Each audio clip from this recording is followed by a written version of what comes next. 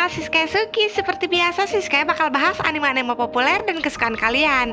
Nah, di video kali ini Siska mau ngelanjutin alur cerita dari anime Dead Life Season 4 episode keempat. Nah, di tiap minggunya Siska bakal bahas per episodenya. Buat episode-episode sebelumnya yang kalian belum nonton, linknya Siska taruh di deskripsi ya.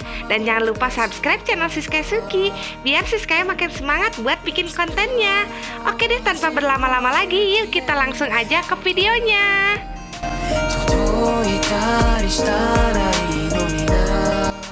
Cerita berlanjut dengan diperlihatkannya Shido yang mulai sekolah lagi.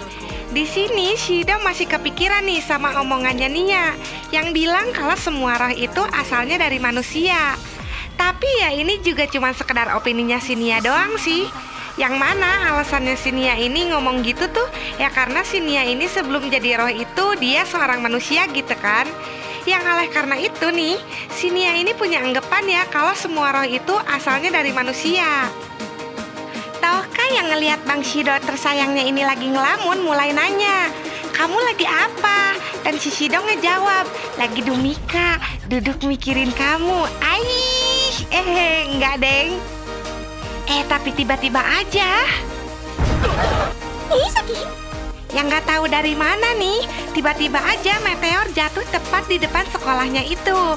Shido yang tahu hal itu tuh langsung dapat telepon dari Kotori biar sesegera mungkin pergi ke markas organisasi mereka. Karena sebenarnya meteor yang jatuh itu tuh adalah perbuatannya seorang roh nih guys. Scene pun berganti dengan diperlihatkannya Shido yang udah nyampe di markas organisasinya nih guys.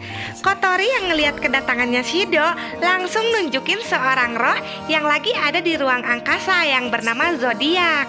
Dimana si Zodiac ini pertama kali ditemuin sama organisasinya si Waskot. Ya karena kan si Waskot ini punya kekuatannya si Nia nih yang bisa ngelihat semuanya termasuk masa depan ya. So ya udah nggak aneh sih guys kalau si Waskot ini gampang lah nemuin roh-roh baru kayak si Zodiac gitu yang ada di luar angkasa sekalipun. Tapi walaupun gitu, si Waskot ini udah bawa pasukannya yang banyak. Tapi buat si Zodiac yang neneknya bulat-bulat kayak tahu bulat tapi lebih mantap dari tahu bulat itu sendiri, aduh apaan sih? Ya buat si Zodiac ini solo versus squad udah cukup gitu kan buat ngelobiin semua pasukannya si Waskot itu. Oke, nah buat senjata yang dipakai si Zodiac ini namanya Mikael.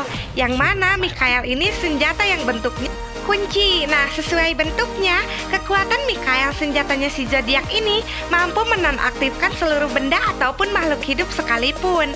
Malahan, Mikael ini mampu menonaktifkan rotasi atau ya kalau bahasa gampangnya mah perputaran bumi lah ya.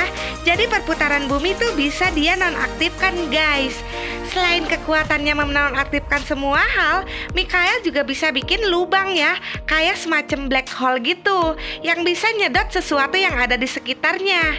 Kotori yang ngelihat Zodiac ini tipe-tipe roh liar yang belum dijinakin, dia ngasih tugas nih sama Shido buat pergi OTW ngejinakin si Zodiac. Shido yang dengar tugas itu, ya sebenarnya mah rada-rada keberatan sih. Secara kan si Zodiac ini ada di luar angkasa ya kan. Jadi gimana gitu si Shido ini bisa ngejinakin seorang roh yang diamnya di luar angkasa.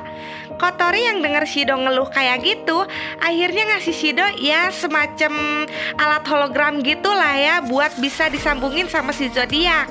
Tapi walaupun hologramnya udah kesambung ke si Zodiac, ternyata ya bukan hal yang gampang juga buat naklukin roh yang satu ini. Yang mana sekarang kita diperlihatkan nih si Shido yang usahanya udah pol gitu kan, sampai ngeluarin jurus-jurus ala playboynya gitu buat naklukin si Zodiac. Tapi itu semua bisa dibilang sia-sia guys. Karena ternyata nih si Zodiac ini udah ngunci semua rasa. Rasa marah, seneng, sedih, sepi, malahan sampai rasa cinta gitu kan. Ya buat alasan kenapa si Zodiac ini ngelakuin hal itu sih masih belum jelas ya kenapanya. Tapi nih yang pasti si Zodiac ini nggak mau kalau sampai ada seseorang yang bisa ngagoder sampai naklukin hatinya. Sombong amat.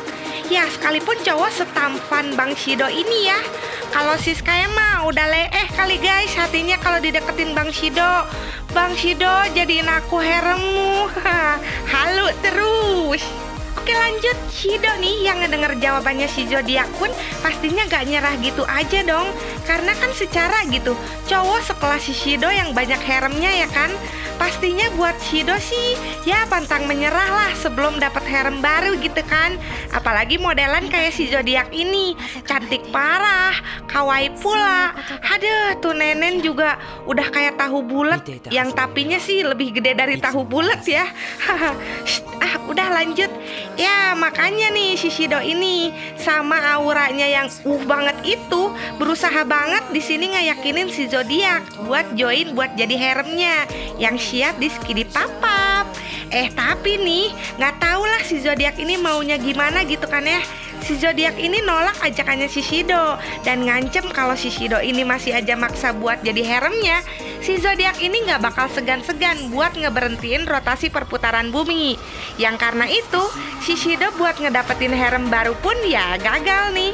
Sementara tapi ya, terus scene pun berganti dengan diperlihatkannya Shido sama harem-haremnya di markas organisasinya. Dimana di markas itu pastinya udah dilengkapin sama teknologi yang super canggih. Nah selain itu, sekarang kita juga dilihatin nih dua karakter baru bernama Elliot dan Martes. Yang dulunya itu, Elliot ini adalah salah satu petinggi dari organisasi ini, sama kayak si Waskot. Selain itu juga, cewek yang ada di belakangnya itu yaitu Martes adalah adik kandungnya Ellen. Ya terus, kenapa bisa salah satu petinggi organisasi ini sekarang ada di pihak organisasinya si Shido?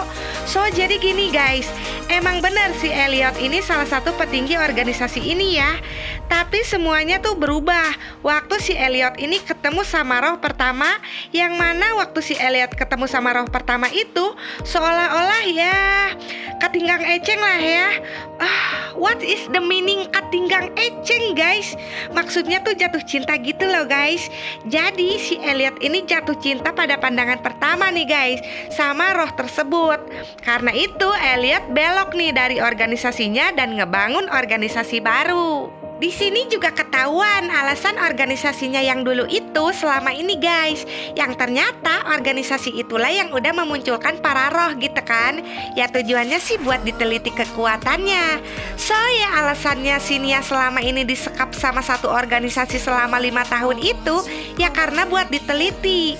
Di sini waktu mereka lagi rapat penting sama Elliot, tiba-tiba aja markas baru mereka ini diserang sama si Waskot. Yang lagi dan lagi, informasi tentang markas barunya Shido ini bisa dengan gampangnya diketahui sama si Waskot ini make kekuatannya si Nia yang dia ambil. Tapi tiba-tiba aja ya dengan kekuatannya si Nia, si Waskot ini berubah jadi overpower guys dan nyerang Shido sama harem-haremnya.